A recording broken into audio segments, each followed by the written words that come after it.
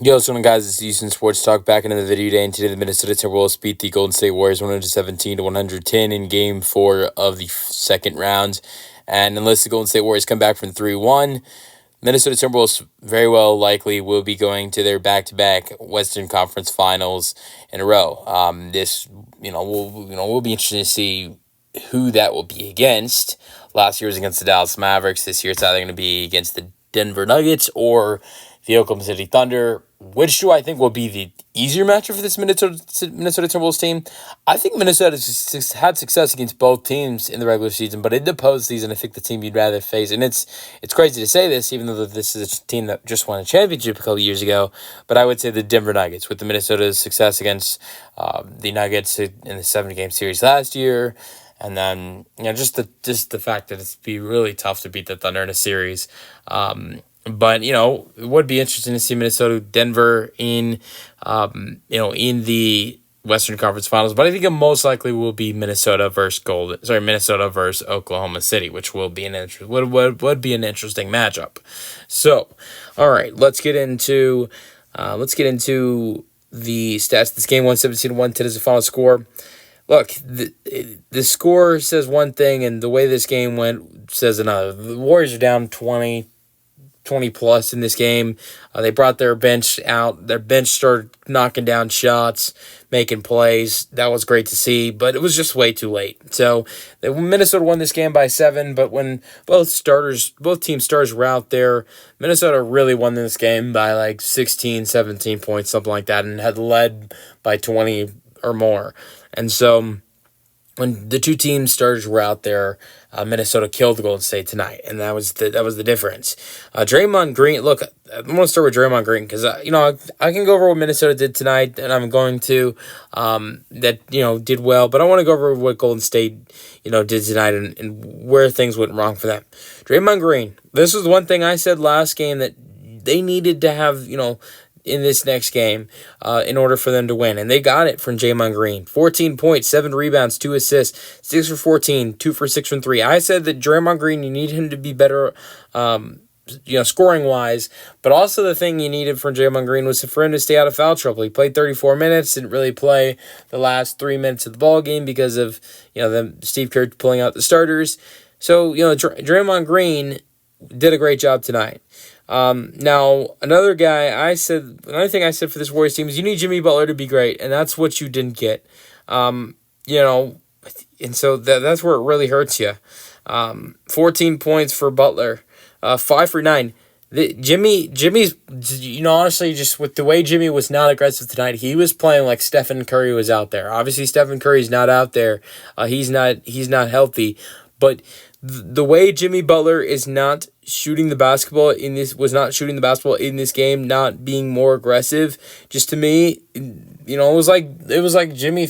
I mean, obviously Jimmy knows Steph is not out there, but he took it way too easily tonight, and he scored 14 points, 6 rebounds, 3 assists. Jimmy Butler should have been way more aggressive. The fact that there was 4 other players in this Warriors team that had more field goal attempts than him, that tells you a lot. That tells you all you need to know about Jimmy Butler not being aggressive in this ball game like he was last game. 26 field goal attempts last game. Look, in this last 2 Warriors, and you look at these last 3 losses, the Warriors have got 2 of those games. The Warriors have got not a lot of aggressiveness from Jimmy Butler. One of those games they did, and the one game they did, I felt like that was the game they had the best chance to win.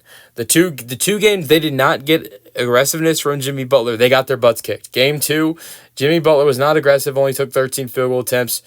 They got their butts kicked in game 2. Last game, Jimmy Butler was very aggressive. Took 26 field goal attempts. And look, did the Warriors win the game? No, but they did play good basketball for parts of the game, and it was a much more closer game than this game was tonight or game 2 was. And then we know what happened tonight when Jimmy Butler was not aggressive. If there is no Steph in game 5, Jimmy Butler needs to go back to the way he was playing in game 3, where you're being more aggressive, and those field goal attempts are all the way up to the 20s, if not higher. 26 was the field goal attempt number for Jimmy Butler in the last game. Buddy Hield, 13 points, 4 for 11 from the floor. Brandon Podziemski, 11 points. That's actually better than we saw last game for him. 4 steals for Podziemski, though, tonight. 5 points for Chase Jackson Davis. Jonathan Kuminga, another great game for him. 23 points, 11 for 12 at the free throw line, 6 for 13. Kevon Looney, at this point, I don't know. I would say if Steve Kerr is going to make an adjustment, I would start Kevon Looney and give him more minutes. 14 minutes tonight, 3 for 5 from the floor, 8 points, 8 rebounds in 14 minutes, compared to Trace Jackson Davis having 5 points and 3 rebounds in 19 minutes. It's no offense to Trace Jackson Davis. He's a great player, but I would give Kevon Looney more minutes now and maybe start him off in this next game in Game 5. I think that's the way to go. You've tried starting Post. You've tried starting Jackson Davis. Give Kevon Looney a shot is what I would say. But Kuminga and Looney were great off the bench, and Guy Santos was good off the bench in 5 minutes. So it's those guys that came in at the game in the last 5 minutes were great. Pat Spencer, Quentin Post, Moses Moody, and Santos, Kevin Knox. Kevin Knox had 2 points, 1 assist in the last 5 minutes. Santos had 7 points, 2 assists, 2 steals, 1 rebound in the final 5 minutes. Quentin Post had 5 points, 2 rebounds in the final 5 minutes. Moody had 3 points, 3 assists. Pat Spencer had 2 points in the final 5 minutes. So those guys played well and got the Warriors back in the ballgame, but it was too late. It was way too late. Gary Payton played 16 minutes tonight, had 3 points, 2 assists, 1 steal. Now I want to get to Minnesota because Minnesota was great tonight. Anthony Edwards had 30 points. Here's the big thing I want to go over.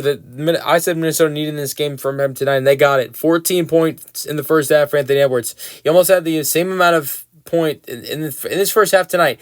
He almost had the same amount of points in this first half tonight as he did in the first 3 games of the series. The first 3 games of the series, Edwards reached 16 points in the first 3 games of the first half. Then tonight we saw 14 points in the first half. Now Edwards continued to kill things in the second half of this Timberwolves team as he has in the past. Edwards had 30 points, 5 assists, 4 rebounds in this game, 16 points in the second half for Edwards. He's been much better in the second half of the series. Another game for Edwards, which has been this way the entire series, where he is better than he was in the first half. The only difference was it wasn't much better. Edwards only scored 2 more points in the second half than he did in the first. Which there's been a big difference in the other games. Like Edwards last game had 8 points in the first half, and then it was 26 in the second, or 7 in game 2, 7 points in the second half. 7 points in the first half and 13 in the second half. And then it was game 1 point at halftime. He had 22 in the second half. So Edwards has been much better. In the first 3 games was 4 times better in the second half than he was in the first half. This game, he was just a little bit better in the second half.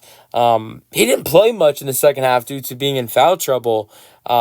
He was in a lot of foul trouble late in the game, and then didn't play, the last couple minutes of the ball game due to it being a blowout, so that played in effect too. But Edwards still shot 6 for 11 from 3 tonight in this game. Conley had 11 points, 5 assists, 2 for 9 from the floor, 2 for 6 from 3. Gobert had 8 points, 6 rebounds. Jaden McDaniels had 10 points, 13 rebounds. He kind of stole Gobert's rebounds. Julius Randle was red hot with getting assists, had like 23, 24 assists in the last 2 games. That goes down to 3 assists, 8 and 5 rebounds. But Randle does get 31 points, 11 for 21, 4 for 8 from 3, 5 for 6 at the free throw line. That was it for the Timberwolves starters. They did have a total of 27 bench points, 13 for Nickeil Alexander-Walker, who was perfect, 5 for 5 from the floor, 1 for 1 from 3, 2 for 2 at the free throw line. With his 13 points, he had 2 rebounds, 2 assists, 1 steal, 1 block. DiVincenzo had 9 points. Naz Reid had 5 points, had some foul trouble in the first half, played 24 minutes. Now, we will see what happens in Game 5. I think the biggest question will be, do the Warriors bring back Stephen Curry earlier than expected? I don't know. I don't think it'd be smart to do that. You're down 3-1, and not only down 3-1, you don't have a great chance to win this series. Even if Stephen Curry were to come back in the last 3 games, you don't want to risk an injury that can be worse. Look at what the Boston Celtics are potentially dealing with, or look what the Milwaukee Bucks are gonna deal with next season. I'm just assuming the worst with the Jason Tatum injury. I hope everything works out there, but it doesn't seem like it's going to. It seems like it's going to be Achilles injury. So Boston's look at the Boston Celtics. They're potentially preparing on having Jason Tatum miss the entire season next year. The Milwaukee Bucks are preparing on Damian Lillard missing the entire season next year with the torn Achilles. If Stephen Curry gets injured, and also here's another thing I'll add with the Damian Lillard thing, that pushes Giannis Antetokounmpo potentially out of Milwaukee. He's probably getting traded because of that. I mean, there's a small chance I think that Giannis would have stayed in Milwaukee if he does get traded. I think there's a good chance he potentially would have stayed in Milwaukee if Lillard doesn't get injured.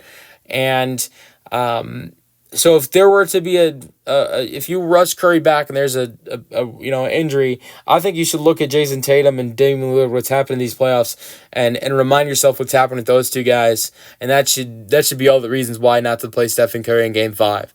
Let me know your thoughts on this game in the comment section, and peace out.